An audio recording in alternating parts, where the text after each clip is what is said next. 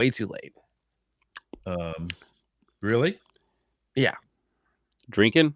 No, Blake. just like working because Working. My brain starts working and I can't go to sleep. That's not as fun as drinking, my friend. What are you just doing? Just up there? No, I just got off the motorcycle, by the way. I love it. I rushed back. You're a motorcycle guy? What do you got? I just roll a Honda Rebel. Like it. I have a scooter, not nearly as cool, but I don't ride it much anymore. I want to upgrade to an Indian. I've been talking about buying an Indian Scout for the past decade, but it hasn't happened. Those are awesome. I have a minivan. Yeah, me too. I've got a Jeep too, but yeah. Do you ride on top of it? Of the minivan? Yeah. I probably could if my garage wasn't so small. But you sort of drive outside of the garage, right? Yeah. Anyway, I don't know if you know how those things work, Yergz. It's okay. Yeah, and we saw your Jeep, sir. That's true. Yeah, because I forgot I did the remote. Oh, that's right. Yeah, we saw his Jeep. Yeah. So the 2014, right? 2010. 2010. Oh, vintage. Yeah. Got the historical plates on it. Yeah, not quite that. No. Oh. You don't want to see the cars I used to drive. Are they good or bad in a bad way? They were good then. I mean, I've done, when I was a baseball umpire, I had a station wagon. Nice. And that was cool because we carried all our gear with us as we drove around the minor leagues. I wanted a minivan because that's what the guys in the upper level in the minor leagues were issued. Like each crew was given a minivan. Like, please. But yeah, anyway. So today we got a pile of things to talk about. We talked about, this is totally kind of a little bit off the cuffish, but we talked last week about I gotta do this here. We talked last week about how nobody wants Trump and nobody wants Biden. Very few people do, yeah. Yeah. I mean, by and large, yeah.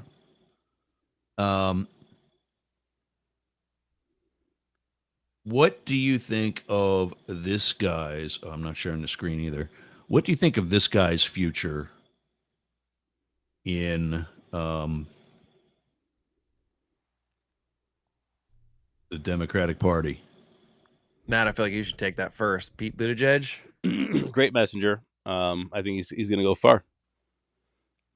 What about the overall leadership? Because what I liked about him, before I even knew he was gay, by the way, is he your type? Successful, yeah, kind of boyish looks. He's age pretty well. I'm not going to kick him out of bed for eating crackers. Is that what you guys call it? You guys get in there and eat crackers? Is that what you guys do in there? This is turning into a different show now. All of a sudden. Well, I mean, look, Blake. We have the opportunity to understand like how the LGBTQ community talks and how to address these things, appropriately. And so now that I know, you get in bed and eat crackers. Before you joined, Blake and I were talking about code and about all the different flags and what I think some of them stand for, what he doesn't think they stand for yet, and so on. Let's listen to Pete. See what you guys think of him. There's a more superficial political pattern that I think has driven some of the politics of the behavior of people like these people in Florida that don't say gay bill. And that is, when all you have is a hammer, everything starts to look like a culture war. So you got a political faction that really doesn't have a lot of answers for many of the questions that people are wrestling with. They love talking about gas prices. They don't have an answer on gas prices. They don't have an answer on inflation. Many of them answered our call for bipartisan infrastructure work with a no. Haven't seen an answer on what to do about the price of prescription drugs. They voted against lowering that. Don't have an answer on what to do about the cost of childcare. Don't have a great answer on taxes. Actually want to raise taxes for the poor. That's a new one. I thought I'd seen it all. Then I saw Senator Scott's proposal to raise taxes for the poor. That's not great territory for them to be debating on. So what do? They find somebody vulnerable and pick on them, which at the moment is largely the trans community. And they find something to talk about, which can go between the laughable, like is Donald Duck going to make your kid gay, to the incredibly dark, which is the suggestion that the very presence of someone who is gender nonconforming or trans or gay or lesbian or otherwise different, the very existence of somebody like that is an adult subject, right? That if my kids in, let's say, a first grade classroom were to mention in passing that over the weekend they had a great time going with their dads to the zoo, that they would have somehow, by saying that, uttered something age inappropriate and get us really fired up about that fight. You know, he's just a great messenger. Honestly, he's just an amazing messenger. I almost like want to know like what his regimen is, because if he did that off the cuff, I'd be pretty impressed. But obviously that's practice rehearsed with some talking points. But he's gonna go far with being able to calmly explain things like that, and he made a lot of good points. You know, about these different things. They're all like actually current too, is what's scary. I don't think he had. I mean, I have a different opinion of him. I think that he's not. I don't think he has that bright of a future, because I don't think there's any appetite for that kind of politician, frankly. Like, he's pretending everything he said is only applicable to the right, that everything he said there is applicable to the left, but if you just change a couple subjects. Like, we are in this thing where we want the most bombastic, and when I say flamboyant, I mean like flame throwing to the other side. Like, we don't want what you're saying. You know what I'm saying? We know what you're saying, Mr. Christian flag guy. No, I'm saying he's not bombastic enough, like, to make it in politics these days. No, I agree with what you're saying, Blake. But I disagree. But I agree and I disagree. I don't think that he is going to be bombastic enough to make it, and get the headlines. But I do think he's going to go really far. He already went really far in the Democratic Party. Like, there's not many places up he can go. So I think he's going to be there for a long time, making policy decisions and in leadership, 100%. Yeah, I'm not as president, though. I mean, I don't see him being president. Probably not, but vice president. I couldn't disagree. First of all, he's young, so he's got plenty of time. I mean, if we can take a 78-year-old or an 81-year-old and narrow it down to those two, he's got plenty of time to prove everybody wrong. But like, why do Democrats love these people that have zero experience, sort of empty seats? He doesn't. He was. What are you talking about? What's zero experience, Blake? What are you talking about? He was the mayor of South Bend, Indiana. That's not a lot of experience for being like people. And they did this. I just don't get that. Like, it's interesting, like, because everybody wants to talk about like all this experience, but this experience is this arbitrary number or name or whatever. We just say experience. Barack Obama, everybody said zero experience. Honestly, my favorite president, best president of my lifetime. You can disagree. Fine. I know exactly that is fine. Yeah. That is because you're a Republican. Fine. No, it's because I don't think people that are senators for less than 4 years before they become president have really the experience to be the president. I don't think he was very good at the job of being the leader of the executive branch. And I think governors tend to do better. He did an excellent job. I saw it firsthand. You're wrong. Absolutely. Matt wants to say it. I saw it firsthand. You can't say my opinion. I mean, we say we differ on opinions, but I don't think. No, your opinion is wrong. That's one where I'm going to say. How many Democrats are disappointed? What did he get? Obamacare and then nothing else. He got wiped out in 2010. That's all he got was Obamacare, which really has not solved the problem that it claimed it was going to solve. Do you really think it solved my parents' problem? It solved my parents' problem. My dad was self-employed for most of all of my adult life and part of my school years. My mom worked part-time at an oil company. Both had decent insurance. Okay, dad's being that he's paying for it as his own employer. As Obamacare came along, which by the way should be called Clinton Care, because Hillary was literally laughed off Capitol Hill when she was the first lady and said this needed to happen. And now here we are. But with Obamacare, my parents have one policy now, joined together for less money with better coverage for both of them. It did not. It's called the Affordable Care Act. It did not make care more affordable. It made it more accessible to some people, but it's made it more. I told you it did. No. I'm not saying it didn't make some things better for some individuals. It did not help the cost of healthcare. Healthcare costs have only risen since then exponentially, like they were beforehand. We've got a mess. Every cost has risen exponentially. No. But health. You look at healthcare specifically. Look at and education. And housing education. prices, and there's a lot, man. Don't cherry pick it. Come on, I'm not cherry picking it. It was a bipartisan compromise that is exactly what it wasn't. It wasn't what Obama actually wanted. It wasn't what Clinton wanted. It wasn't what we wanted in the first place. It got stripped by the insurance companies, or else it wasn't going to get through Congress. And honestly, it was a Band-Aid, but the Band-Aid was better than the open giving wound that we had before. Maybe and Obama said, but that's not a huge accomplishment, guys. That's not going to the freaking moon. He put a Band-Aid on health insurance. I think it's better. Honestly, I think it's better than the moon because it actually kept people on their health care, to be honest with you. Even though I like the moon a lot better. Y'all are delusional that it solves the problem. I don't think healthcare didn't solve the problem. No, it didn't solve the problem. Didn't solve the problem. I know, but my point is, so what is his major accomplishment? It was a very important step forward from Hillary being laughed off Capitol Hill to the step that we have now.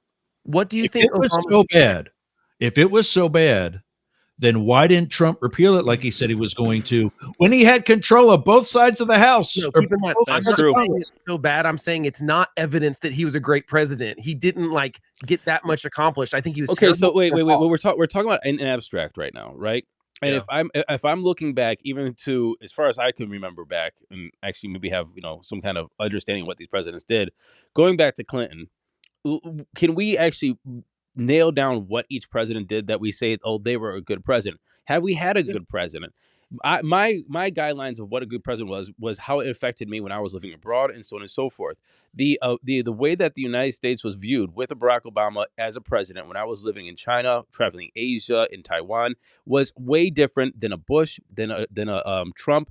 They loved that guy. That's just and for me being because he's a cool guy. That's nothing to do with this. Half of the job is perception. No, it does for them. Half of the job is perception. It shouldn't be about perception. That's what I'm saying. It shouldn't be about your executive. It absolutely is.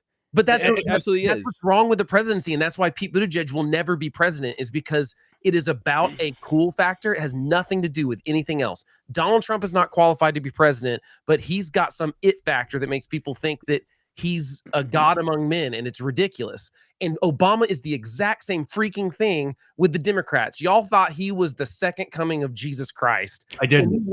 No, I didn't. I was for Hillary. Not only because of the fact that I was on her detail at the time, not only because I was on her detail at the time, and it would have also got me to the White House, but I know. But I'm not saying the moment that changed me about her, I wasn't for her at first. The moment that changed me about her, we were at some rich guy's place in McLean, Virginia, right outside the CIA, and he's having this high dollar fundraiser in his backyard. I'm standing in the guy's flower bed behind a tree trying to hide. Were you peeing? He comes over. What's that? No, nothing. Go ahead. He comes. The owner of the house comes over and starts talking to me. I think he's going to chew me out for standing in his flower bed. All he does, he says, "It'll be so nice to have her back." I'm like, what do you mean? She goes, "Oh, she was the brains behind Bill's administration." Fast forward to one of my times on Bill. He's telling a story about how he got voted out of governor in Arkansas. He's sitting in a diner with a farmer. And I don't know the exact particulars, but in short, he says to the guy, "What did I do wrong?" And it was something about taxes on small businesses such as farms, family-owned farms. He said, "So if I change that, would you vote for me again?" Farmer said, "Absolutely." Immediately. He gets up, goes to a payphone, calls Hillary, and says, and I quote, "Hillary, we're running again." Barack was not for me, and a lot. I think a lot of the younger crowd got behind him for the obvious reasons. He's the black guy. He's the cool new thing. Yeah, I'm not saying he's not exciting. I'm saying I don't think he lived up to the expectations that were set leading into 2008's election. People thought he was going to be like what people think about Trump, people thought about Obama. And I think that a lot of people I'm saying the cult-like following, there were Obama flags. I think Trump flags and Obama flags are equally creepy. They're weird to me that we worship. That's called a presidential campaign. Biden doesn't have them now because he doesn't need them. No, I think it's because there was a different. No, Biden needs them. He doesn't have them because he's running a shit campaign. No one liked Biden like they liked Obama. That is, I mean, to pretend that people are excited about Biden like they were about Obama. I'm saying Obama. Oh, no, I'm not saying that. I'm not saying that. But I think the choice is that obvious right now. But the big difference between Obama and Trump is a huge micromanager. He's got, and that's why, he's the boss. That's why he wants to be a dictator. That's why he's stupid enough to actually allow himself to say that. Oh, I know. Yeah, I mean, you're right. I've seen it. Yeah, all that's correct. Obama would, his staffer, Deemer, what do we got going on with the next place? Well, there's this issue. He said, fix it. Yeah, I see. I just don't think Obama. I don't. By the time we got to that next place, Matt Deemer had the authority and the autonomy to get whatever the issue at that place was fixed, so the site was, ready to go. I think you say that. Like, tell me what the accomplishment was, though, other than Obamacare. Tell me the big Obama accomplishment that happened in his 8 years in office. He was blamed for the 2008 real estate crash when he wasn't even president yet. I don't know that that's a fair assessment that he was blamed for that. That happened before he took office. I heard people say it. It was before the election. Exactly my point. Well, my point. But just because some people say that, I don't think that's the widespread belief. But like, my point is that I don't think he was as accomplished as people thought he is. I think that most of the really liberal people have been disappointed by the things that he did not get to accomplish. I agree. Look, 2008 was the time that we could have codified abortion. Totally dropped the ball there because they still use it as a political wedge. Right, but absolutely.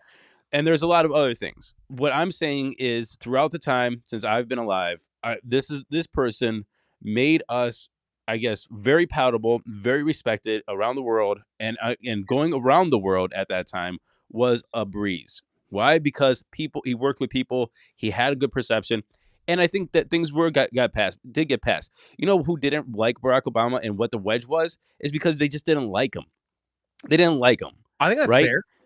I think a lot of people don't like him. And so with that, you had this kind of like birther thing, this these other kind of movements that totally like try to wedge it. I mean, it was can politics. we take away that like the birther movement is a pretty small movement, and like and most of the stuff. Here's the problem that I have with Obama. But we can't because that is the foundation of where we're at now, of the shitty politics that we're in. Look, this is where we started saying like, hey, this is when we had people like McCain go like, no, he's not a Muslim, he's not this, he's not a terrorist. Right. To go when he pushed back on this, for that to now springboard where we are now, where that's acceptable. No, but here's my problem. I'm trying to say he was not a good president objectively by the way he did the job and his accomplishments. And I hate his foreign policy was the worst of any president, I think, in my lifetime, other than maybe now Joe Biden. And Joe Biden is the only reason he got stuff done in Congress, because Obama wasn't willing to work with people in Congress. Joe Biden was the one out there shaking hands, making deals in the Senate and stuff because he had been a senator for so long. Joe Biden gets the credit for any legislative accomplishments that Obama got. Imagine being the boss, hiring a good guy so you can get your job done, and then them saying, "Oh, you're just shit at your job." No. But my point is that imagine that. Imagine getting the number 2 to go do the thing that you need him to do. He does the thing that you need him to do, and you're like, oh, well, he's not good at it, so therefore he's shit. But Obama was messing up that process. You read about it. You look at all the retrospectives when people are finally being honest after someone's out of office, because the liberal press is never going to talk about crap that's going on while it's happening. By the way, are we on the radio? Probably. I would hope. Are we on the radio? I don't even know if we're on the radio. Are we on WWPR or anything? So no cursing. Yeah. It's not me. Well, I know. I'm making sure. My point is that you read these retrospectives and they're like, Obama thought he could just get his way and it didn't work, and actually pissed off even Democrats in the Senate, because he was like, they were like, we're not getting calls, no one's calling me to ask for help and stuff. And it was Biden that built that bridge back.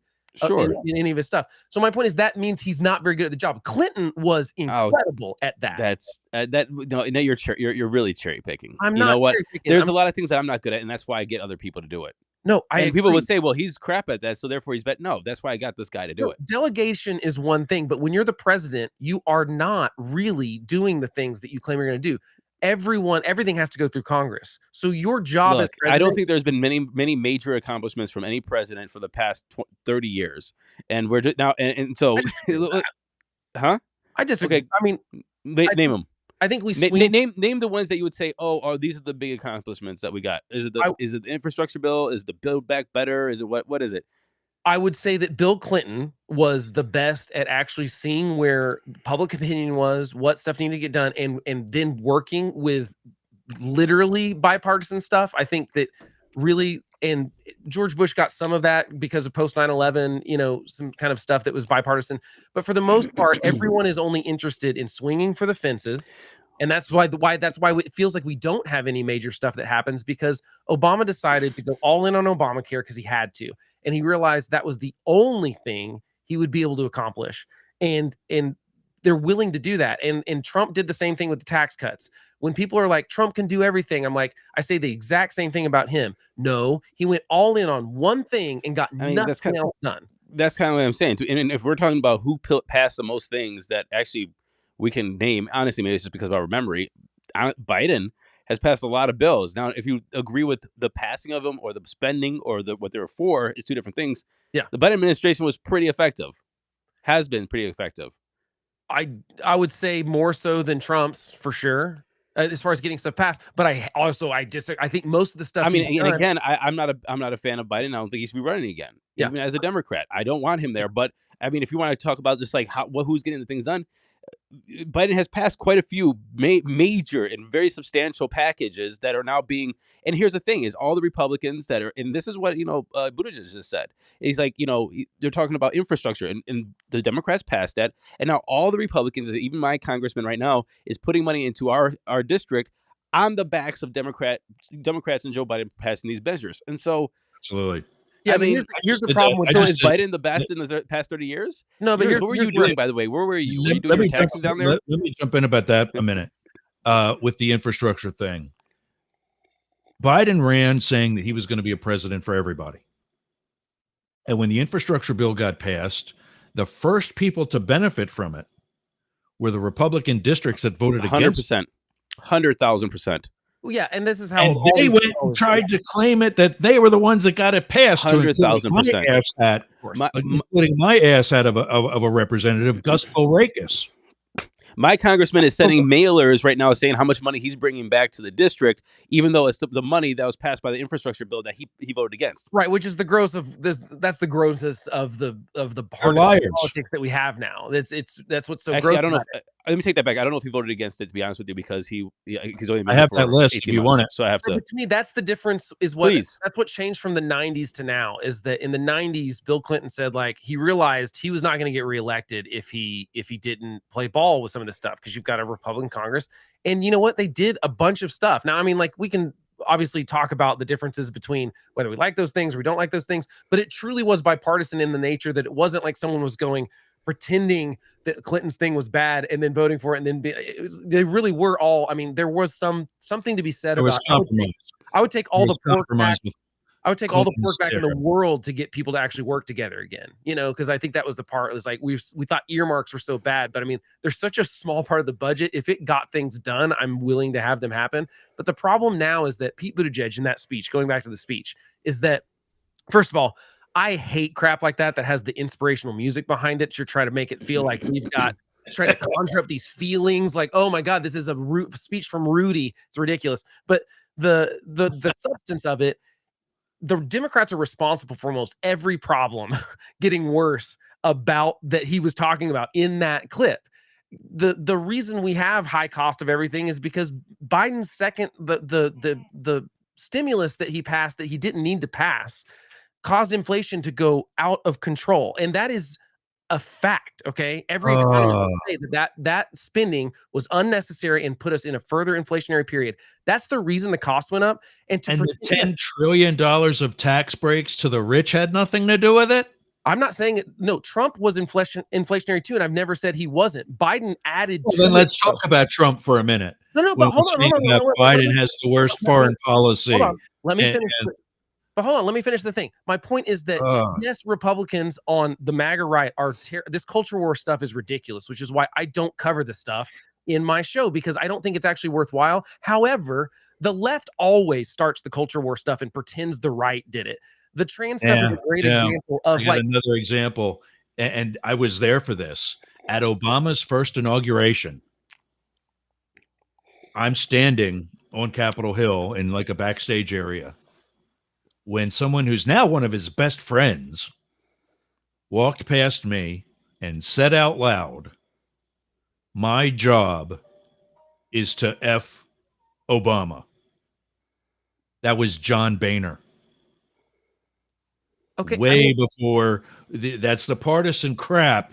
But my point, before the that happens everywhere. You don't think Nancy Pelosi said the same thing about Donald Trump? My point is, like, that's the gross partisan politics that we have going now. And my point, I'm calling it out. Nancy Pelosi and Chuck Schumer sat in the Oval Office with him and tried to explain how they're trying to work together. I know, but you're just Trump shot him down. I just love that both of you guys are giving every Democrat every benefit of the doubt of not being partisan and every Republican not. And look, whoa, guys. No, nobody said that, bro. Come on, you're saying you're being a little unfair today, man. Are you Obama Monster drinks? What are you doing? What I think is one of Obama's biggest strategical blunders is that, as any president really can, he went far left in his second term. Because why not? He's not going to be voted for a third one. But what would be your example of that? I feel like he disappointed most marriage people. But that's gay not marriage. That's a Supreme Court decision. Do you think he didn't force that? The president doesn't control the Supreme Court, guys. That's not what I'm saying. I'm saying how they force the issue and bring cases like that through the Justice Department. I know, but that wasn't through the Justice Department, was it? I don't think that was a U.S. Justice Department thing. My point is I think it had something to do with what got it there was the trespassing. My point is people are disappointed in Obama because he didn't go far left enough. That's why I think you saw the backlash, not backlash, just a disappointment. I'm not saying people on the left hate him, but Christian conservatives are just as pissed off at Bush for not going far right enough. Yes. I don't think I think that most people that had problems with Bush in conservative land was because he wasn't very conservative when it came to fiscal stuff at all. I mean, I think Bush kind of started the incredible amounts of spending that every president that's followed. He had to finish his dad's job and get the Iraqi guy. I'm brain farting. I don't think that's not really the spending problem. That's a spending problem, but that's not the spending problem that he spent a lot of money on other things that had nothing to do with Iraq. And I think that George W. Bush started a spending problem that then Obama continued, and then Trump continued, and Biden has continued, that now has us in $32 trillion in debt. And I think when Bush took office, it was 3. I'd have to look that up. When Bush took office, there was a surplus. No. That was just budgetary. That was not. We were in debt still. We're in debt. Yeah. The annual budget has a surplus, but not. But that was the last year we had a surplus was 2000. And to be fair, some of it obviously out of every president's control. My only point in all of this is to say that what Pete says there is kind of. It's the same thing. It's saying it's what the right does with the left and the left does with the right. It's a gross mischaracterization of everyone on a side that says like everything's a hammer, so everything's a culture war. No, there's a lot of people that actually are trying to say like, here's an actual issue we care about, and here's the thing we care about. Yes, there's the culture war stuff. Yes, that mostly happens on YouTube and in like Fox News and stuff. I don't think that's the majority of the country, just like I don't think the far left version of that is the majority of the country. And I think that we end up in this kind of like him calling out the culture war is, I think, just as much like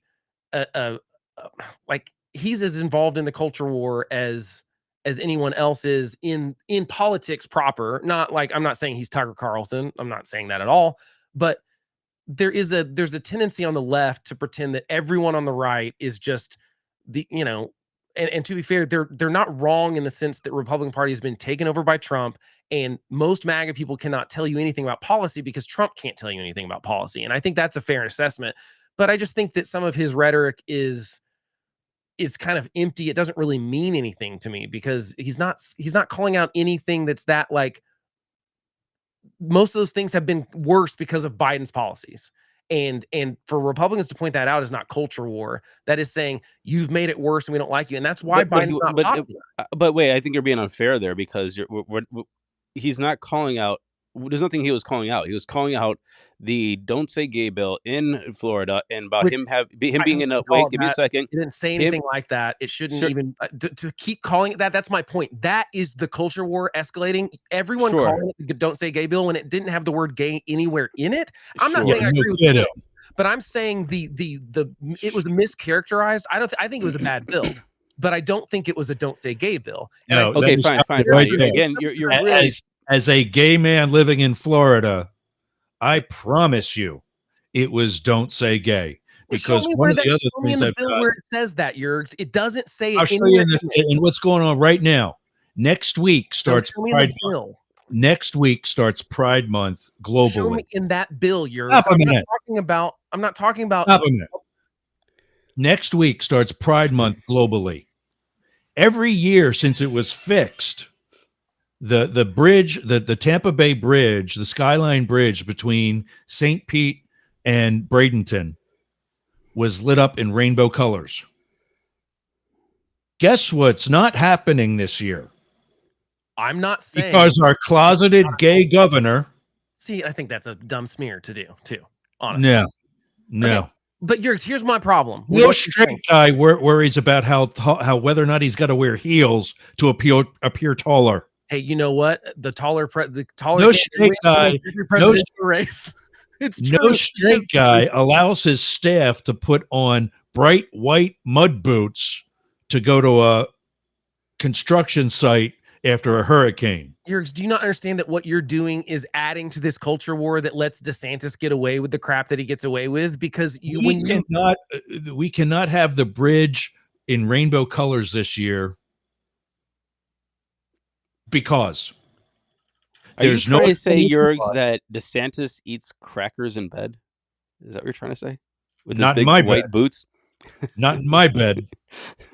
Here's my problem with all of this is that these kind of accusations are what inflame this culture war that Pete Buttigieg is talking about on the thing. Why go further than you need to? I think Ron DeSantis has bad authoritarian tendencies. I think he's too online. I think he's way too into the culture war stuff. I think all of that is true. I don't think we have to go to the point to say that he's a closeted gay guy. I just think that that's a silly thing to go after. Oh, come on, man. It was a joke, man. You are really getting sensitive today. Give me a second. But give me a second. Can we just back up? Can we just please back up to what Buttigieg says and why he's saying what he's saying? He is a gay man in a relationship with obviously with a man where his kids have two dads. And he is basically making the point that talking about the relationship, the family structure that he has at home, which I bet is very successful, same with a lot of people around the country, this is something that people are looking at as something that is inappropriate and age inappropriate to be said to among his friends. My two dads is a bad thing. This is the overall point of his speech. And to try to color it with saying like, oh, well, he said, don't say gay, that's exasperating, or this, or he's talking about infrastructure bills and, that's not a really good policy, is trying to demean and undermine the exact thing what he's trying to say is like my family and my life and the thing that I'm trying to build is at jeopardy. It is being threatened and it's being targeted. Matt, and if we keep coloring the exact thing what he's trying to say with all this other BS that we're trying to say that's trying to dismantle what he's trying to say, then we have the problem with the the policies that we're trying to pass. Show me in the bill where it said anything like that. It didn't say anything like that. It doesn't matter if it said gay or not. It doesn't matter, but it is absolutely being targeted. It doesn't, and because you're talking about us building up this culture war by making accusations that everybody else is talking about Ron DeSantis being gay. Guys, that it doesn't say anything in that. That Stop a second. bill. But you don't think that denying that his intentions to hinder the gay community and the trans community? I'm 52 years old. Do you have any idea how many drag shows I've been to? I've never seen a minor in a bar at a drag show. I agree. The drag shows. But we got to have this law that bans drag shows. That's not Meanwhile, what the law did. Not what the law did. Yes, it did. No, it did not. Look at the bill specifically. My friends are losing their liquor licenses because of Ron DeSantis. That's not this bill. I'm not saying Ron DeSantis. Yes, it is. No, I'm not. Look at the bill. That bill specifically. You guys don't stop trying to read the fine black and white print. I'm not. Because when you deal with interpretation in courts, that Ron DeSantis, the guy who you admitted is authoritarian, controls, there's too much gray area. It's not black and white. Okay, then. And that's what they're using to marginalize a growing segment of this state. So wait, so Blake, can I just ask you a question then? Like, what? Okay, here. If let's just take all the language that we're using, the verbs, the nouns, whatever we're using to describe it. What is your interpretation of two dads with kids and their ability to talk about that to their friends or in school, bring pictures of their family structure, and have that conversation happen? Just let me ask your opinion. Yeah. So that bill did not cover anything about that. That is not what I asked, Billy. Yes, it did. No, that is not what I asked. No, the reason is not what I asked. Here's the reason it matters. The reason it matters is because that bill got labeled "Don't Say Gay" bill, and it never had anything about that. What it was about was at what point is sexual material appropriate for what ages? And it said that you can't talk about any sexual stuff whatsoever. The teachers under third grade. This was like kindergarten through third grade. And then it was like, these are the things that are appropriate for third to sixth grade. And these are the things that are appropriate for high school. That's what that. Why are teachers I get that, yes. And why are teachers getting fired for allowing gay conversations about exactly what Matt's talking about? I would like, can you show me the evidence that someone was fired for something from that specific bill? Yes, it's happening. I don't. And we talked about the gray area a second ago. What about book banning? Well, I don't think it's really book banning. It's moving. It's the same thing. It's saying this book's we are really trying to grab everything into this conversation instead of just talking about the exact thing. Right. And I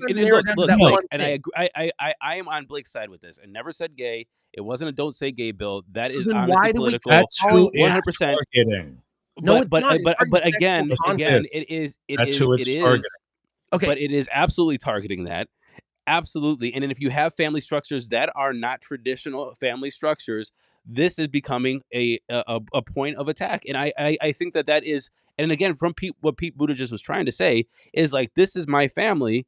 And this, if this can't be welcomed in the classroom, then you're basically not welcoming my family. But that's not what that was. That's my point is that what's happening. That's what his point is. I don't care about your point. I'm asking you your opinion on that conversation for anything under third grade. That is what I'm asking you. Can you just answer the question, Blake? I don't think there was ever anything that said a child could not. That is not what I'm asking. I'm asking your opinion. I don't care about what is in the go to a break. Asking you your opinion. My opinion. Blake, have an opinion and have a stance. Go for it. No, my opinion is that there's never been anything that said a fourth grader. Jesus Christ, man, that's not what I'm asking. But that's what matters here. What I'm talking about. You're trying to turn around and say what? Okay, do the commercial break and we can come back. I'm just asking your opinion. Your opinion. This is why I'm. Not your interpretation of Ron DeSantis' opinion. I'm asking your opinion, sir. 1490 WWPR 99.1 WDJY Yergz Radio Rainbow Radio. We call it Rainbow Radio because we can't say gay. We'll be back with these words. Do you have a podcast? Of course you do. It's probably one of the reasons why you listen to us. Well, I got something for you. Flowsend.ai. All you do is take your pre-recorded data, click, drag, and drop right into the inbox for Flowsend AI. Click a button, and out comes everything that you're going to need. From the transcript to content such as keywords, titles for your episode, the timeline, posts for LinkedIn, posts for Twitter, Instagram, other smaller platforms, all the things that it takes you hours to do in literally minutes. So go to flowsend.ai. Tell them Yergz sent you and get your subscription today. Worth every penny. Flowsend.ai.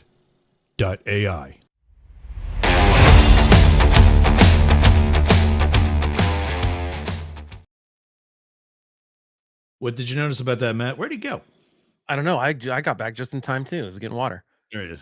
Yeah, I just did that one. We'll put the others on if I can edit it later, or at least in the comments. You're muted, Matt.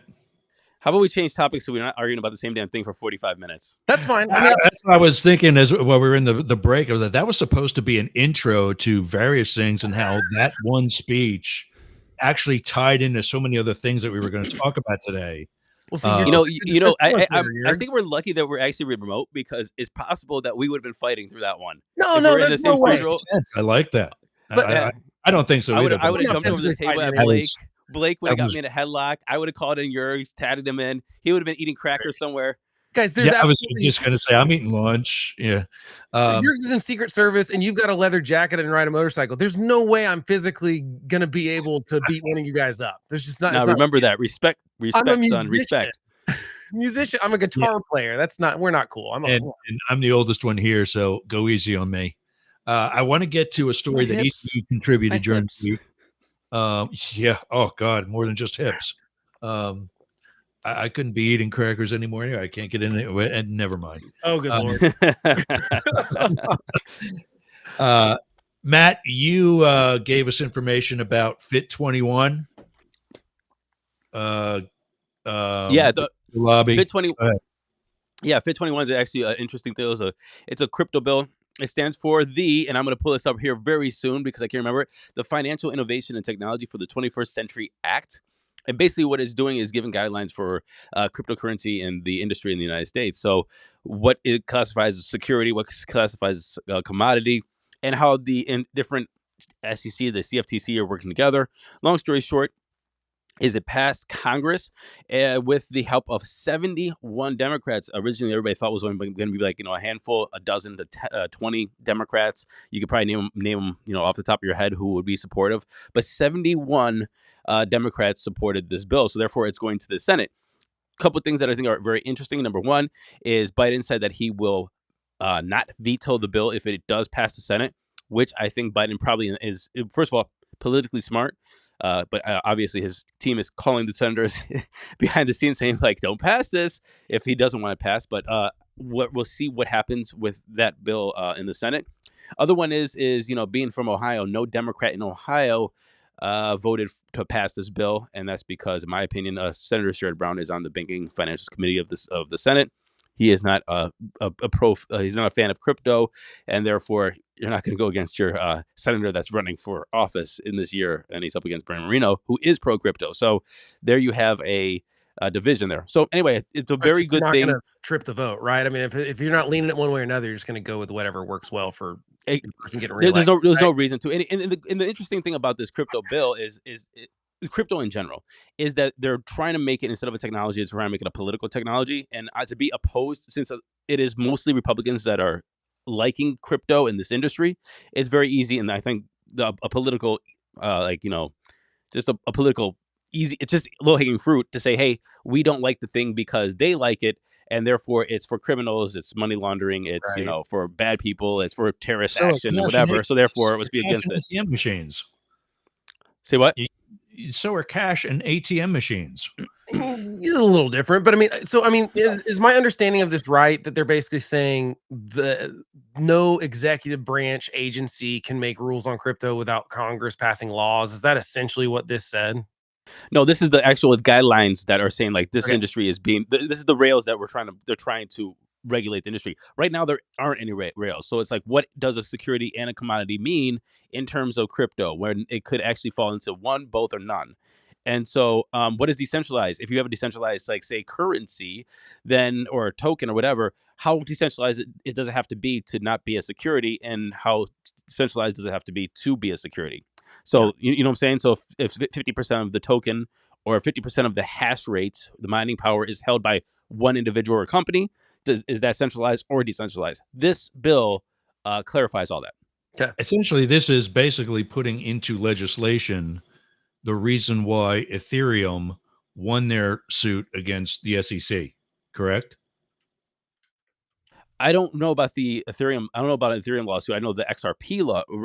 That's one. XRP. That one. Yes. Yeah, they Sorry. won a lawsuit there, because again, they're trying to classify as a commodity or a security. That's actually a little bit different, but it does clarify how they would fit in with that. And we just had a Ethereum spot ETF get launched, and the SEC approved that, so that's also very interesting. Now, obviously, you're more versed on this than I am, even remotely. So, what's your opinion of, like, do you think this is the right direction for Congress to go? Do you think it's halfway there? I mean, I hate the stuff that you're talking about where it's like, we just knee jerk reaction. Well, if they're for it, I guess I've got to be against it. That seems to be the new just mode of politics now. If Trump says he's for something, everyone's got to be against it. If you're against Trump, it's same with Republicans and Democrats, and it's like, it just seems really dumb. But this seems like something that maybe that didn't happen on, which is hooray, something that people actually thought about. So what we've had in the past is we had basically the bureaucracy infighting between different departments, trying to figure out, like, where does these things fall under, because you're getting a lot of congressmen, congressmen, representatives, and senators taking their own stances and pressuring these different organizations, the CFTC, the SEC, and so on and so forth, to make regulations or to crack down on policies for this. And again, nobody knows what these new commodities or securities or companies are actually doing. And so this law in this bill is absolutely what we should be doing, and what we should have done probably a decade ago, once we realized that this is becoming a thing. The issue, I think, the interesting political issue here is that there's a lot of money now in the crypto space. Look, the crypto space is around $2.6 trillion today. And how much is that in America? And how many million billionaires do we have that? And what kind of money is consolidated here? That money is getting to work now in Washington. So I think that there's the temperament has come down with this, because there is a lot of money being pushed for crypto bills now in Washington. So it's very interesting. This is exactly what should have been happening a long time ago if they got their shit together, to be honest with you. Honestly, it just bothers me. The only thing that bothers me about any of it is that I think you're absolutely right, Matt, that the reason this is now getting attention and it leans more pro crypto is because of the money coming in from the pro crypto lobbying crowd. And that's really where everything happens in Washington now. Really, the only way to grease the wheels now, only way, because really the Republican Party has no party stance on any policies. They literally don't have a platform anymore.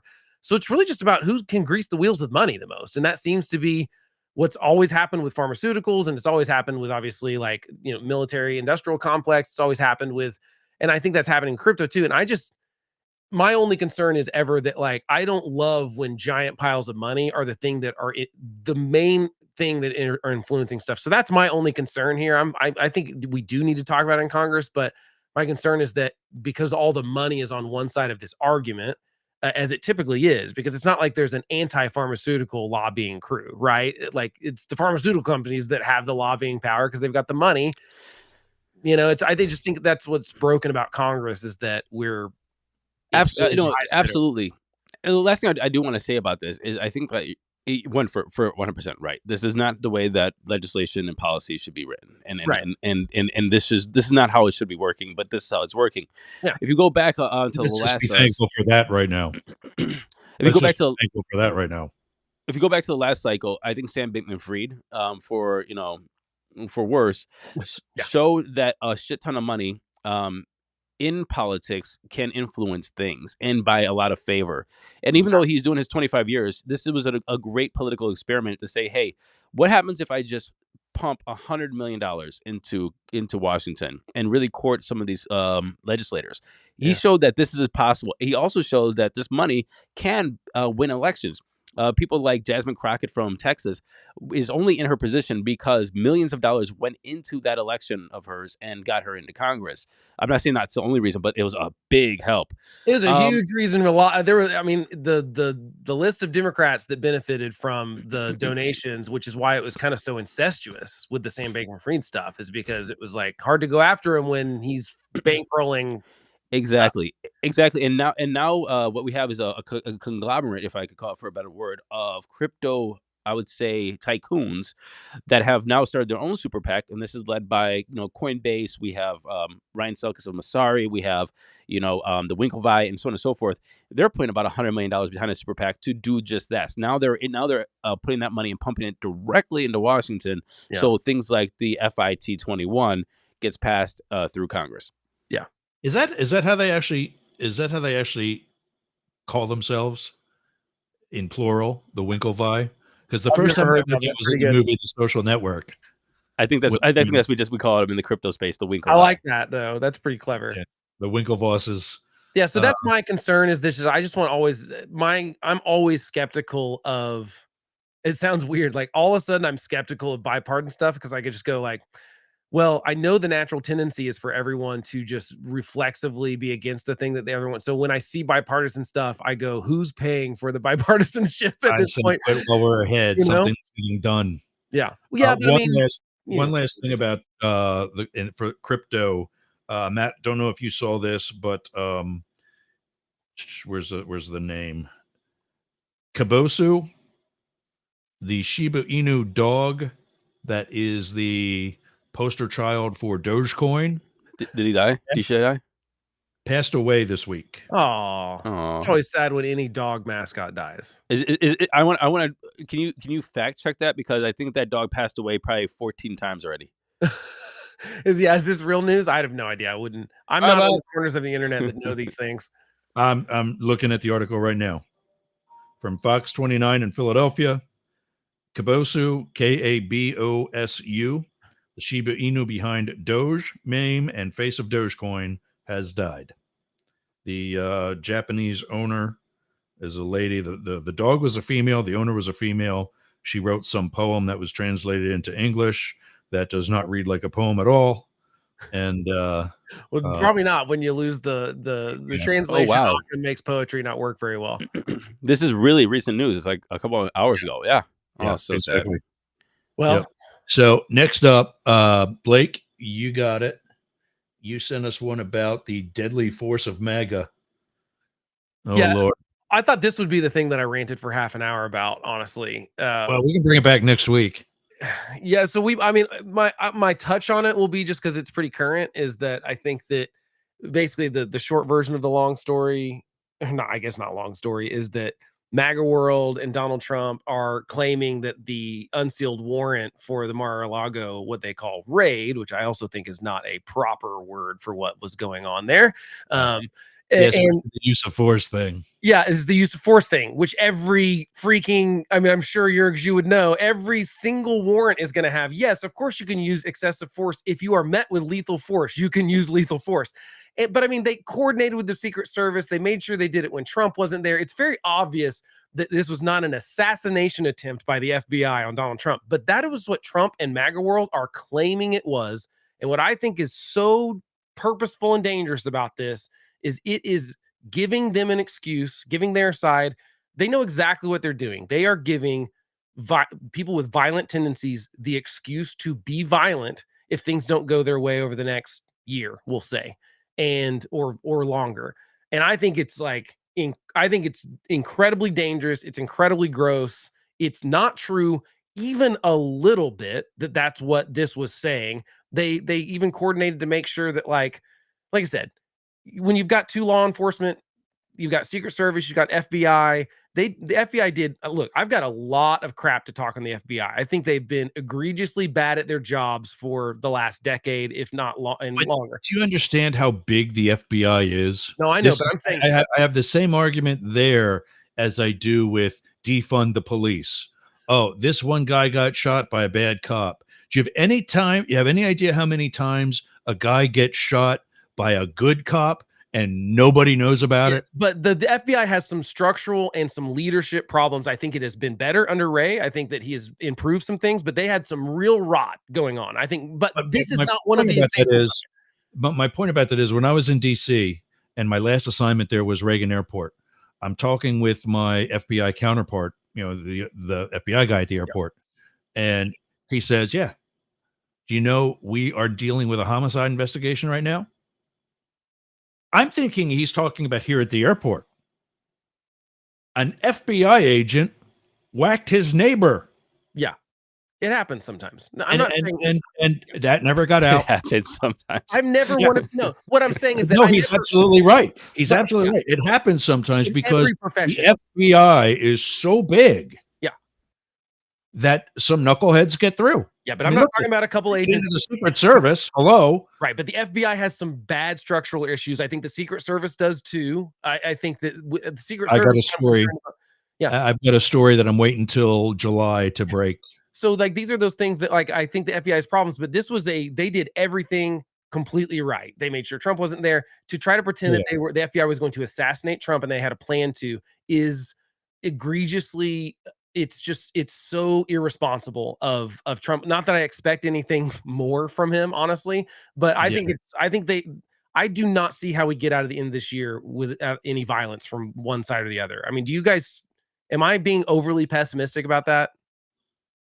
No. I had a epiphany last 2 nights ago. I was sitting there just thinking before I was going to bed, and I was like, I was thinking about civil war, I was thinking about a civil war, and because I was looking at the Democrats and the Republicans that I talked to that are so staunch in their beliefs, and then how many people are retracting from all of this, and they don't want to have any part of it. Right. I think that we might actually be in a cold civil war, and I think that we're not talking about it. Yeah, 100%. But my worry is that it becomes a hot civil war. It doesn't take. I'm not saying we're gonna have two sides with armies, but it does not take. But like a crazy person that shoots up the baseball fields that's a Bernie Sanders supporter. I'm not saying Bernie Sanders caused that, but like that guy was unhinged and took some stuff too literally and decided I'm going to go try to kill congressman at this baseball game. And then you've got violence. I know what you're talking about. That was a slow pitch then or something. Yeah. Was that Gabby Giffords? No, that was no. This was in like Arlington, Virginia. Oh, right. The congressional baseball game. Yeah, it was a softball game. Yeah. Police, was the closest to actually dying out of the thing and stuff. So, it was like, my point is that happens. It doesn't take very many people to cause. We had the pipe bomb guy in Austin that was, kind of right wing or whatever, but these are people that are unhinged. These are people that are normally mentally ill in some way, and then they are grabbing onto a culture war thing. And I think it's really the rhetoric on both sides is so bad, but Trump has ramped it up to a different level than anyone else has, and it just concerns me. I just don't think that we're going to get through the end of the year without at least one person on pick the side. I don't know that you can predict it. I would say it's more likely to come from the MAGA crowd, especially if Trump loses. I just think it concerns me.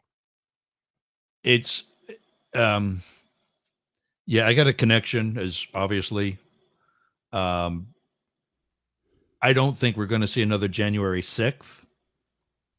I'm not convinced we won't. Not that there's not going to be like an effort, but to the degree where MAGA made the gains, literally battlefield gains that they did getting into the Capitol. Yeah. I don't think you're going to see that this time around because it's going to be put down quickly. Maybe not, but I also don't think you'll see it this time because right now I think Trump's going to win. But I think that we don't necessarily see violence from the left if that happens. I'm saying I think no matter who wins, I think you will see violence from the other side. I just don't see how when we've escalated the rhetoric so much. I think it's more likely to happen if Trump loses, obviously, than if Trump wins. But I'm still worried about it if Biden loses because when everything's framed as an existential threat, which I don't think is totally fair sometimes, you give permission to be violent because it's like if our country was actually being taken over, by who I thought were, if I really thought like maybe I would go to the Capitol and break into it if I thought there, you know what I mean? Like I'm fine with people being actually fighting for a real cause, but these aren't real causes. You know what I mean? Can you please can we edit that part out? Don't edit that. You're not okay. Stop, dude. I don't know. I think I'm going to keep that for in a safe place. Yeah, keep that safe I'm gonna be getting interviewed by the FBI in a couple of years and be like, he said this on. How well do you know him? But you know what I mean? Like I think that if there was a real, like post September 11th, or if we actually if a real civil war broke out or something like that, I hope that I would like fight for the country that I really believed in, like the real part that would be threatened. But I think right now there's so many people. It's funny is Blake's like, I hope I fight for the real one. It's just like there's going to be multiple real ones depending on what side you're on. It's like, well, first of all, hold on. We lost 1490 because it's actually after 1 o'clock. That's fine. So a quick goodbye to them. We'll see you next week. But I agree with Matt in that we're in a civil war now. It's just more modern than 1861 to 1865. It's online. It's in Congress. I mean, look at what these asshats did earlier this week or last week by delaying an actual committee hearing until 7 o'clock at night. 11 o'clock at night. Later in the workday after normal business hours, so they could go up to New York and kiss the Don's boots. Yeah. Only to come back drunk. Right, but I mean, again, I don't want to use the term civil, like we're already in a civil war when, like, I think there needs to be violence or secession. That's where we're at. Yeah, but I mean, I agree that the rhetoric is really bad, but I think that is so outside of the purview of most people. Like most people in this country are never know that any of that stuff's going on because it's so online. And I agree that it's bad for the country. I'm not saying it's a good thing. I'm just saying I don't. Back in 1861, most people had nothing to do with that Civil War either. Well, I disagree with that. We were fighting the Civil War, and at the same time, part of our Navy was in New York Harbor entertaining the Russian Navy. Yeah, but did you know that? Right, but that was a hot war going on. I mean, there was actually people killing each other at that point. The Russian. You think people aren't being killed now? There's not left and right. I guess what I was trying to say by that statement is I think that it is a cold civil war where we have staunch sides that are clearly made and the opinions and the conversation has died, whereas therefore it doesn't matter. I don't think that there is any bridge between these two groups, and those groups are a small portion and a small fringe of each section of the parties or the ideologies, which is leaving a lot of Americans out, and they don't really care about this. But I do think that those people are already having that battle, like you said, like it's either online or whatever. Now, how do you radicalize that or turn that into hot? I think that again, you have congressmen taking pictures saying standing back and standing ready. Yeah, exactly. I think that those are the kind of things. Right. I think that honestly, I do think that they're already priming the election fraud ideas. Yeah, that if Biden does win, that this is a stolen election. Yeah. These are the kind of things that are gonna prompt these people that already exist, that are already standing by on both sides to engage in something. I think that, but that's what I'm trying to say is it's not like you have to build that coalition. That's there. I think you're right, and I think that where you're right about it, I guess the way to think about it that makes more sense than you said that is like the original Cold War. It was that at any moment something could go bad and escalate to nuclear. Oh yeah, exactly. And I think you're right in that sense, and that like it's just going to take something. Now, I don't think anything potentially happens before November. I really think it's going to all hinge on the election specifically. But you know what I really don't like that Biden did this week that I think is really foolish is in the like debate little macho stupid thing that he and Trump did back and forth where they pretended they negotiated the terms of this debate on Twitter as if there wasn't a ton of behind the scenes stuff. Joe Biden's little "I hear you're free on Wednesdays." That's a great joke for inside the Situation Room at the White House. That should not become your slogan that you put on t-shirts because it gives Trump the ammunition to say that like what you're doing is a political is a witch hunt, like that his Justice Department, even though it's New York, but you got to understand the perception of the normal American. I think that was a really gross thing for him and Democrats to do because I think it adds fuel to that fire. And AOC's been on TV saying kind of the same thing. She said I had a line about like, that's basically like it's like an ankle bracelet, you know, like him not being able to campaign. It's great. I think that like if I were Joe Biden, which obviously I'm not, I would shut that down so hard. I'd be like, look, we are never going to talk about Donald Trump's trials as if He it's hasn't. victory He for us has. politically.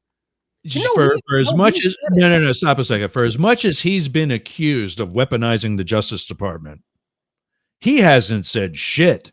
But I agree. I think he had the right move, but that's why I'm saying this was such a bad move. I think that it gives, I don't understand how no one in the room, they must be so insulated from the real world that they thought that was a good idea to literally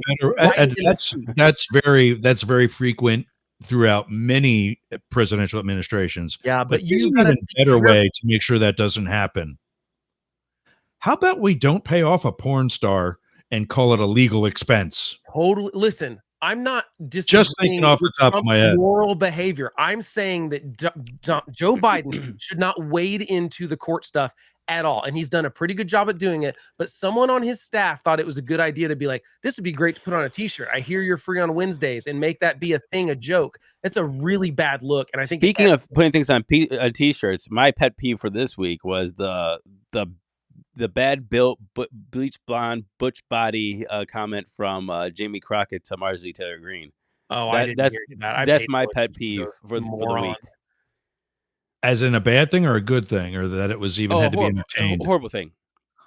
Like, okay, here's my issue really quick. Just changing topics. So they were having a congressional meeting, you know, people were in there, and Marjorie Taylor Greene and Jasmine Crockett got into it. Marjorie Taylor Greene said something about her eyelashes or what, I don't know, and then she came back and said bleach blonde butch body, whatever. So it wasn't that fast. Are you aware of that?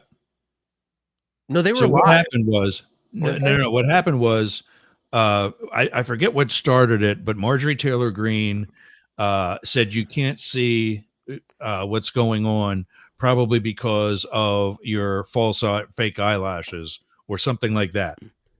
Basically making and I do agree, I think it was a racial dig, because more black women are known for wearing fake eyelashes to work than white women are. I think that's a little bit of stretch, and I don't even want Marjorie Taylor Greene. Okay, that's okay. Fine. So maybe she said something about her weed too. I don't know. Give her the benefit of the doubt here. Regardless, just her eyelash. The whether it was or was not racial, it was a physical slam. It's also stupid and inappropriate for Congress. It's stupid and inappropriate for Congress. 100%. So the next thing that happened was AOC steps up, makes a move to have the comments removed from the record. And Republican Jim Comey said no. Mm-hmm. And then, I mean, exactly. Where I think she was, keep it in the record. I think she was in her right. She asked for the floor or whatever, and asked, and gave that as a what if, a for instance. If I were to have said bleach blonde, blah, blah, blah, would that be left in too? So she didn't say it. I mean, she absolutely said it. And now she's selling merch and T-shirts. Yeah, this is on purpose. All these things are doing, and the fact that we're talking about it is letting them win. And I hate all of these. But this is what's making Congress a joke. I mean, this is why you have serious legislators wanting to step away, because this is first of all, two things. One thing. This is what Congress is turning into, the attention economy. Jasmine Crockett came out immediately. Now, she's a Democrat. Again, I'm saying that I don't like this behavior. She came out immediately and started selling merch with this. Right. And that's why I don't like to pay attention to these people. It's repugnant. That's the first thing. Second thing is like this is now purposely attacking people's physical appearance within, and this is honestly woman on woman, to try to, I don't know, create some. I just think it's, you know, it's not even classless. I think that it's really just not bad taste. I don't know. It's the Real Housewives, but in Congress. That's what it is. It's gross. And this is why, I mean, you're liking that word today. there are no I've never heard you say gross that many times. It's because it is. It's disgusting behavior. It's beneath the institution. It rots. I agree. It's beneath the institution, 100%. The people that are serious there are leaving because of this kind of stuff. I think Marjorie Taylor Greene, AOC, if I could get rid of them and Matt Gaetz and a handful of other ones, the whole institution would be better. There are like 8 people that I could get rid of, and it would make the whole rest of it better. And they're on both sides of the aisle, and both of them don't care about legislation. They have comms teams exclusively for the most part, because everything is about being on camera. Everything's about getting clips. Everything's about fundraising off of those clips. 100%. It's 100%. gross behavior, So and I wish I agree with a lot of that, with one slight exception. AOC is actually growing on me. I think she's growing up.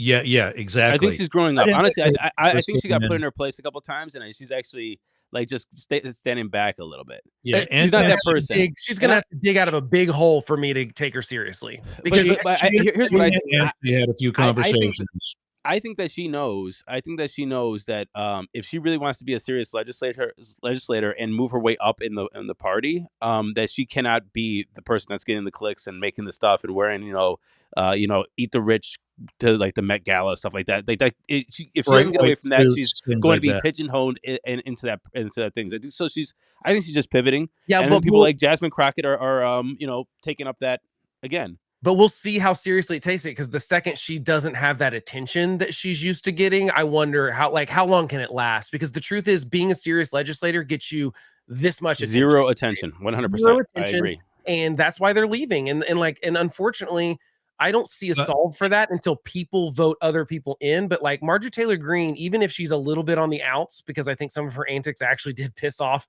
her own party enough that they were like, same thing with AOC. I think there were enough people that kind of went, you are actually damaging us more than you're helping. The problem is AOC listened to them. Maybe right. I just don't see maybe she's being more grown up now, but like I've not seen her be super serious about a lot of stuff. She's been more serious, I agree, over the last year than she was before, but like I want to see her call out the squad. She's not going to do that. So like I want to see, like that's what I want to see from serious legislators. I want to see them call out their own side when they're behaving this way. And I'm not seeing that yet from anyone. And I'm not saying that like, well, I think what you said there is, and I don't want to be that guy that always disagrees, but what you're saying is like call them out for the ideology that she believes in. But it's the way that they are expressing their ideology. So she's not going to call them out because she agrees with the ideology, but the way that you express said ideology is what's the cliquey sort of thing. And she's going to be a leader and say, "Hey guys, we got this. We can't say it like MTG does. We got to, take the higher road." And that's where she's going from being the loudmouth that Maggie is to a leader that Aunt Nancy taught her how to be. And she's not there yet. She's not Hakeem Jeffries. She's not Chuck Schumer. But that's what I was saying when you guys, I agree. If you're the serious legislator, you don't have a camera in front of your face 24/7 until you become Hakeem Jeffries, Mitch McConnell.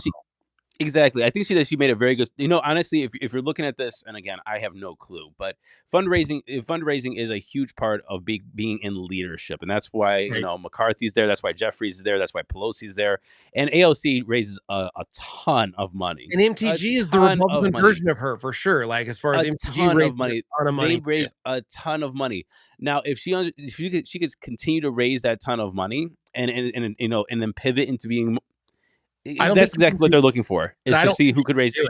I think the problem is the fundraising is all about small donors now, which is about being as bombastic as possible. And so she can't be a serious legislator and a big fundraiser at the same time. I don't think it's possible anymore in the current climate. I think she can do it, and I think that's the difference. I think she's still backing anti-Semitic bills. I don't think it's going to happen, guys. I don't think she's again. Oh, so she's not going to get AIPAC money, so therefore she's not going to get. No, she's going to get the money. I think that like she and Maggie were both raising money because they're both loudmouths. Yeah, and I think that's AOC is still raising money. It's not going to work. AOC is still raising money because she switched into serious business, and Maggie's losing money because people are tired of her loud mouth. Yeah, you have to, you can be a loudmouth and then but not be, somebody that's cringy that you don't want to be around. That's Yeah. different. Like Yeah. Trump does it in a way where people like to be around him Fetterman. still. I don't know how he does it. Fetterman's a loudmouth, but he's also getting shit done. Oh, and Fetterman, yeah, actually, Fetterman's a great example. He is a loudmouth that a crap ton of money too. But here's the difference. Fetterman has taken a turn for seriousness, in my opinion. Like, unlike AOC, I think actually I will agree that I was wrong about Fetterman going into it in the sense that he's been the only sane person there going like, you really put a lot of your own personal value judgments on seriousness, though. I'm talking about overall behavior. You're talking about policy. And I think, but I'm saying he's surprised me on both. Okay, fair enough. Like, I mean, he's still not wearing a suit. That bothers me to some degree because I think it diminishes the institution. I don't love that part about him, but I wish he would just put on the monkey suit and be like, and just like fall in line, because I think there are some things that we should do that are bigger than the individual. And I think that's my one beef with Fetterman is that, like, dude, just like the demonstrations on college campuses, you made your point, now get back to class. Well, it's not even that. It's that it's like I like. Point. But my point is, I think he's been a good voice for like calling out the absolute lunacy that's on the far left of the anti-Semitic kind of stuff. And to be fair, because he's in Pennsylvania and he's polling really well in Pennsylvania. I think Joe Biden should have taken a page from Fetterman because Fetterman's polling a lot better in Pennsylvania than Joe Biden is. And I think it's because people want someone to take a principled stand, even if sometimes they don't agree with that stand. I don't agree with a lot of Fetterman's policy ideas, but I believe he's being genuine about them. He's not trying to fundraise off of them. He's not trying to be bombastic. I think most of his policies I would disagree with, but I absolutely agree with his ability to come out and say, hey, what's happening on the far left of my party is gross. And I wish more people on the right would be able to do that. Unfortunately, the person they would have to call out is Donald Trump. And you can't do that on the right now without being completely ostracized. And so Fetterman's a great example of someone who I think is. Yergz, you saw that he used his word again today. Gross. Yeah. Gross. Unfortunately, I need to get a thesaurus this week and go through it and find some new words for gross, because I probably do need to have a more extensive vocabulary for my feelings towards this. Next week we're gonna have a gross counter. Let's do. Hey guys, can we talk about one more thing before we go? If you have 5 more minutes, I really want to talk about this CBDC thing. By the way, okay, but that's what I was talking about earlier, right? Explain it. Is that the thing that does the anti? Explain it first. So a CBDC is a central bank digital currency, and Congress passed a bill that said that the Federal Reserve will not make a central bank digital currency and deploy it to the public without Congress, right? That's the thing that I was talking about earlier, right? Where the Congress could choose to do that, but the Fed can't. Isn't that the gist of it? I think that's the gist of it, and anyway, it's just not the Fed cannot do it in themselves. It can be part of, but they can't do it themselves. And that passed on partisan lines, by the way. And I thought that was really big because if we don't know what a CBDC is, a central bank digital currency is basically the digital dollar. And because of the crypto space, we found out that technology can do a lot of things when it comes to currency and transactions of value, meaning that you can have programmable money. And what does that mean? It means that you can basically program money to be active in certain cases, in certain situations, in certain industries for a certain time period. It can be, programmed to unlock and lock at certain times. I mean, is this an overly simplistic view of it? It's basically a digital version of the WIC program in some way. Like in the sense that you could restrict it to a specific like territories or specific use cases, right? I mean, that's what part of the idea behind the centralized digital currency would be something like that, right? Yeah, I mean, yes, but even more so, it's like you could really niche down. For example, like when we're doing COVID, one of the examples that we use in the crypto space a lot is like if you were doing the dropping that money to everybody during the COVID time to get that stimulus, you could say, hey, we're going to drop everybody $600 to your bank account and only be able to be used in the hospitality industry because the restaurants are hurting. Yeah. And the currency camp, and we could only, and you have 2 weeks to use it. Yep. And so therefore it's on and it's off. Therefore, and also, surveillance is a huge thing too. So the ability to surveil like that as well. So it's like, it's like it puts a lot of control on money. And Yeah. so anyway, long story short, that did not pass. That the law that to make a centralized digital currency was blocked, and that was on partisan lines. Yeah.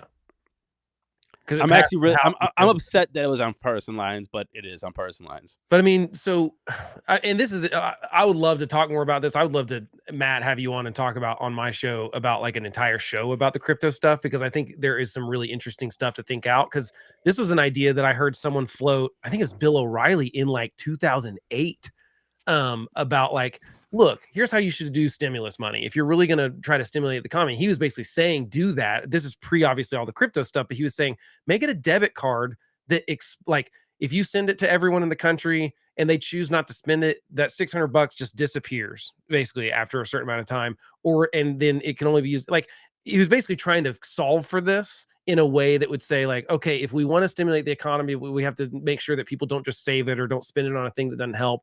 Because that's really now part of the problem is you still have inflationary problems. But this is an interesting thing to talk about. But I also don't want the government to be able to track spending in a way that would be nefarious, or potentially say, oh, you've got to spend it on black owned, because let's say you have someone that wants to do the DEI kind of stuff, and it said, well, it has to be a black owned. I didn't think about that. And I think there's some really weird stuff. And what my point is always is that you should never pass a law or have any kind of system in place that you wouldn't want your worst enemy controlling. And what bothers me about everyone's state of mind is they just think that, well, we're going to be in power forever now. That's what happens every time someone gets elected lately. It's like, well, we better swing for the fences. And what they end up doing is giving permission structures to the next administration that might be worse than them. It might be better. We don't know. That's the problem, is we can't predict the future. My point is you should not give anyone control over something like that, right, that you wouldn't want Donald Trump to have control over. And I think that this is a good idea, and honestly, it's a good signal that this should not be coming from the Fed, but honestly, it shouldn't be coming from anybody. And I think that that's when we come into basic privacy laws, where they're not robust enough or actually comprehensive enough to the digital environment that we live in. And Congress needs to act. I mean, it's just like Congress needs to pass privacy laws, because at the end of the day, I mean, Chase, as we know, or Chase or banks, they're selling your data to advertisers. Yep. Your transaction data, your credit card, your debit card, and so on and so forth.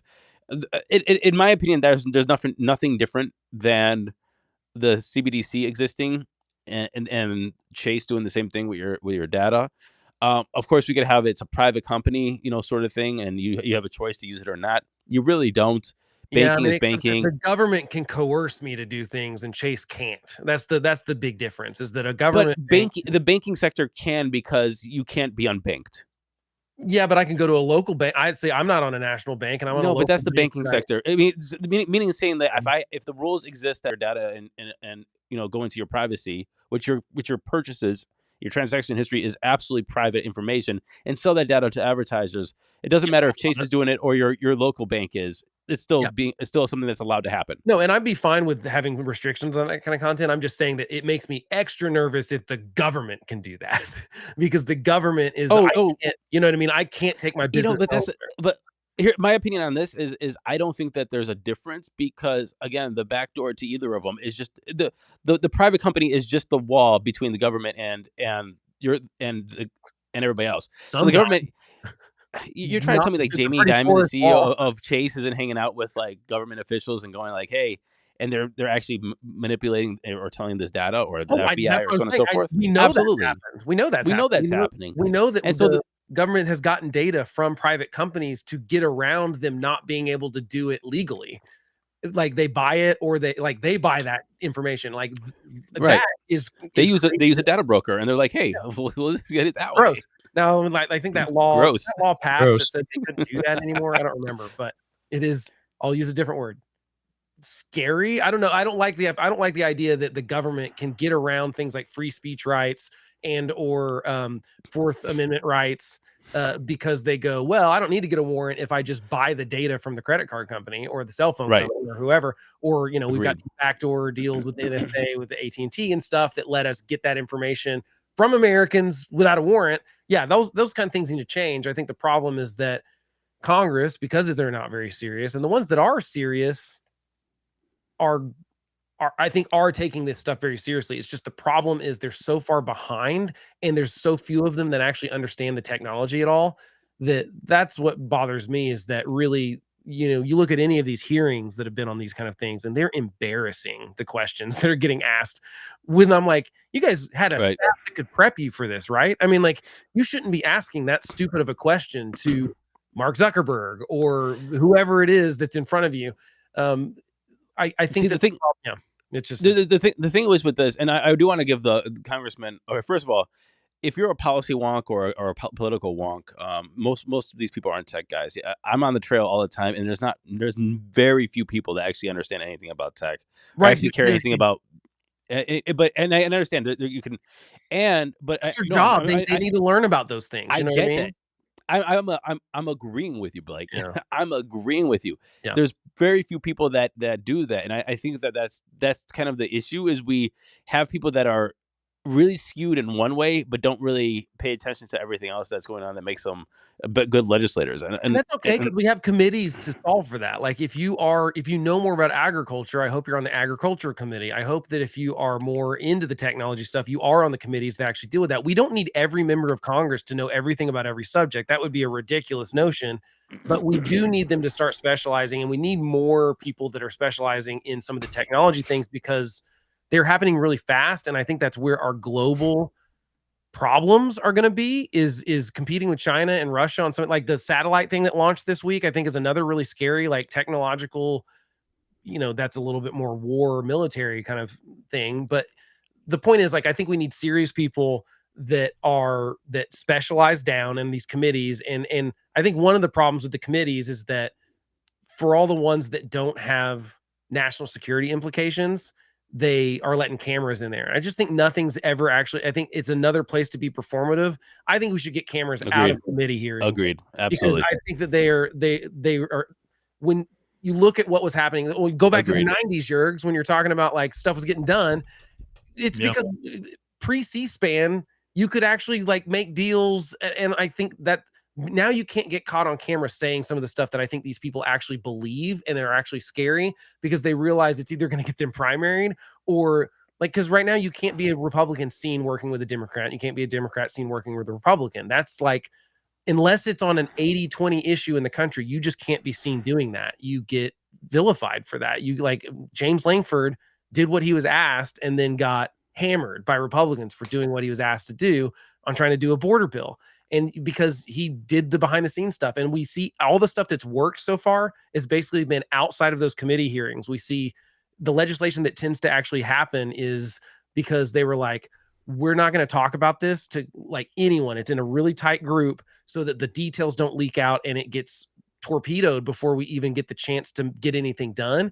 That's a bad way to run the country. And we've got to figure out a better way to let Congress actually do their jobs without the magnifying glass of cameras and hyper partisan people, looking at, like, for any little mistake so they can, like, vilify that person. I think that these are real problems. And crypto's not so much like a national security threat, but it is one of those things we should have real open debate about. Like, this is something I want to see. I do want to see cameras eventually, and I want to see more curiosity from legislators. I want to see more people that go, I don't understand this, and I would like you to explain like this. And I want to push back on, like, well, couldn't it be used for this? And, like, I want to see those discussions, but I don't want to see it in, like, the committee. It looks like Blake is coming to vote for Deemer for Congress. That's what it sounds like. Well, I think that would be an illegal vote. I think that would be me voting from Oklahoma for someone in Ohio would be the MAGA world would freak out and say that it's widespread voter fraud. Wait, I thought they had this system set up. Can't we just bus you Oklahoma people in?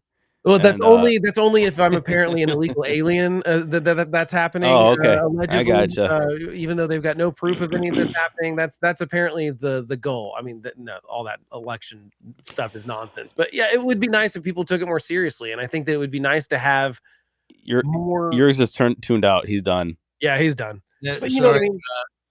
He's done. I was looking for another. Well, hold on a second. I was looking for another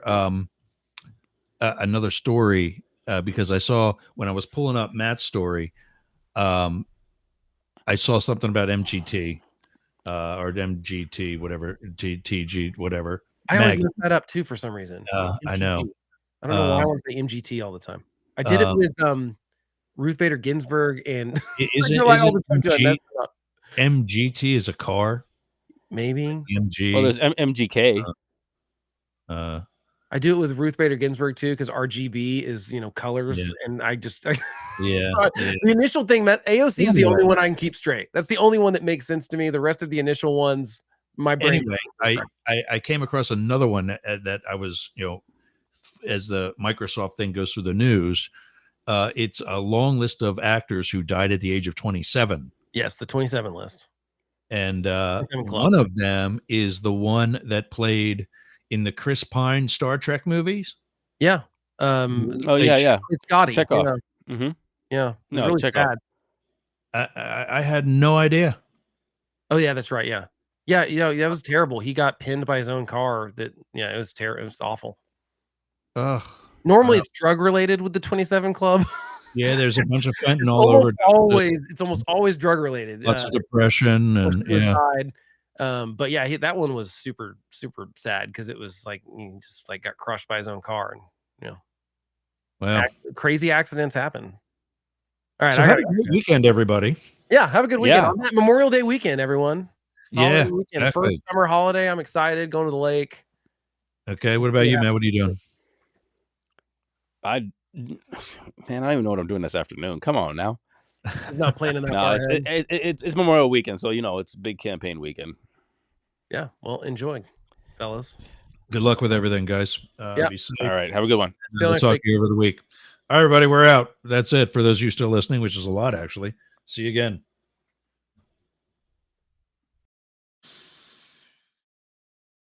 I don't want to do that. This is kicking my ass.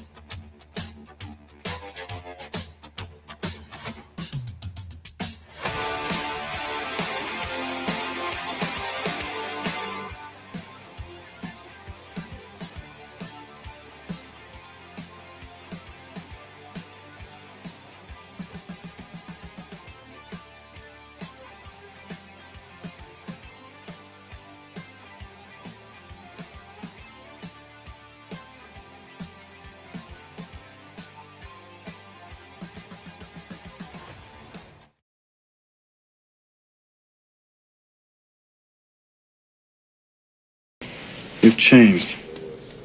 You know that? Yes, I suppose I have. How about this? Peace, love, dope.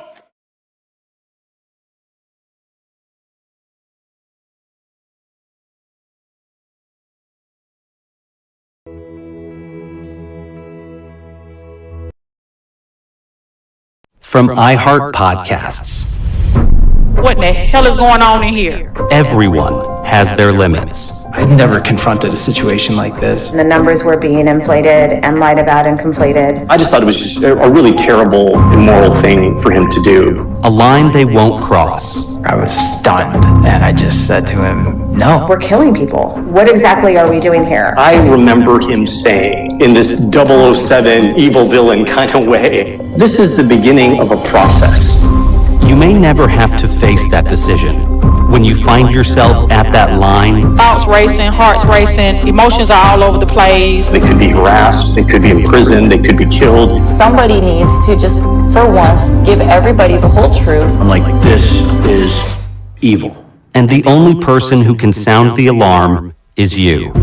She folded it up, put it in her pantyhose, and walked out of the building. Yeah, I really am the world's dumbest criminal. These are the whistleblowers. I wasn't just going to sit silently by. I was told you take your questioning black self and get it on up out of my facility because you're trouble. The message is, if you are disloyal, if you speak out, you will pay. This is what it's like when the president decides he wants to destroy you. Bad things are going to happen to him. You're an anti-American. You are a disgrace to our country. He should be prosecuted. When power corrupts, conscience is the last line of defense. Is it ever too late to do the right thing? We talk about institutions, but they're really about individual people. The responsibility drops in everybody's lap. I'm Miles Taylor. The Whistleblowers premieres Thursday, July 13th on the iHeartRadio app, Apple Podcasts, or wherever you get your podcasts.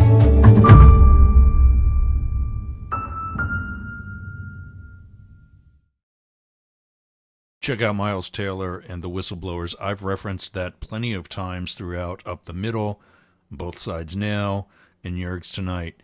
He does an excellent job telling the stories of various people who blew the whistle on the Trump administration and their reasons why, personal and professional, as well as the consequences that these people paid to get the truth to the public. Check out the Whistleblowers on Apple, iHeart, Spotify, or wherever you get your podcasts. The July date that he mentioned is from 2023, and season 1 is complete. It's excellent, and it's still very relevant, probably now more than ever. So I certainly recommend that you give it a look. See you again.